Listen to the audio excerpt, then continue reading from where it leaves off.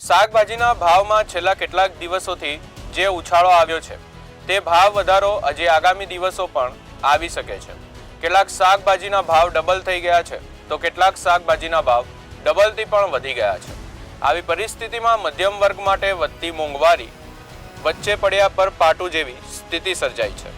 કેટલાક શાકભાજીના ભાવ ડબલ થઈ ગયા છે તો કેટલાક શાકભાજીના ભાવ ડબલથી પણ વધી ગયા છે। વાલોળ 15 દિવસ પહેલા 150 થી 160 રૂપિયા કિલો મળતી હતી તે હાલ 250 થી 300 રૂપિયા કિલો વેચાઈ રહી છે। ફ્લાવરના ભાવ વધી ગયા છે। ગુવારના 150 થી રૂપિયા કિલોના ભાવ છે। ભીંડાના 100 થી 120 છે તો બીજી તરફ શાકભાજીના વેપારીઓનું કહેવું છે કે શાકભાજી હજી પણ મોંઘું થશે। એક ધારો વરસાદ રહ્યો તો શાકભાજીના ભાવ વધી શકે છે।